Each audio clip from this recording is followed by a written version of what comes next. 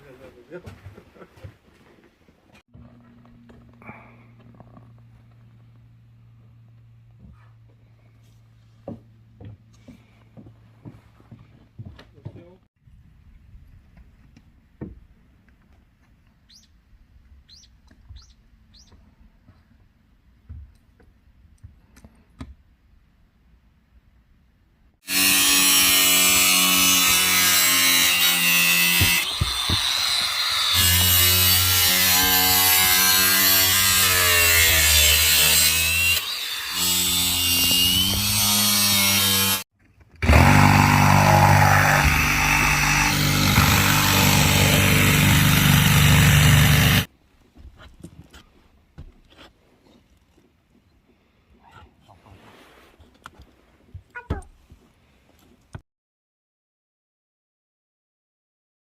그렇겠죠.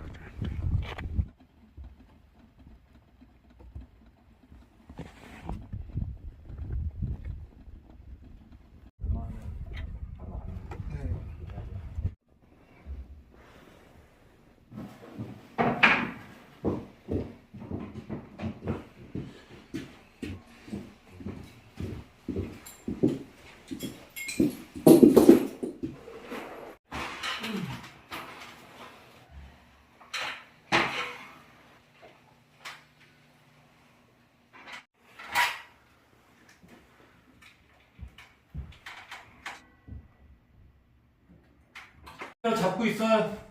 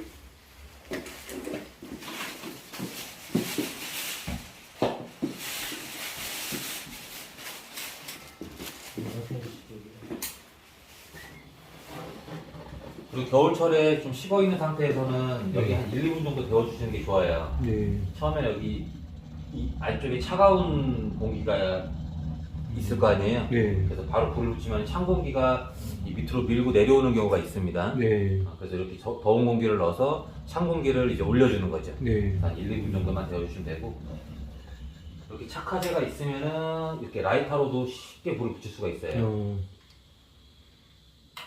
착화제가 있으면 토치는 뭐 없어도. 근데 이제 예열할 때는 또 필요하고, 네. 이렇게 깊숙이 있는 거는 그냥 토치로 이렇게 불 붙여주는 게 좀 편할 수도 있어요. 이런 식으로.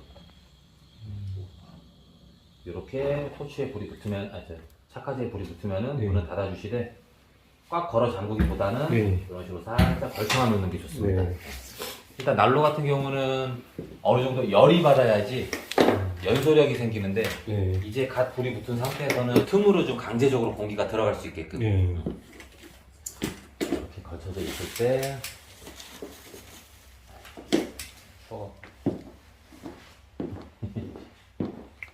어쨌든 들어가는 저기 빨려 빨려 들어가. 빨려 들어가는 느낌 나죠. 요래야지 정상적으로 연소가 네. 되는 거예요.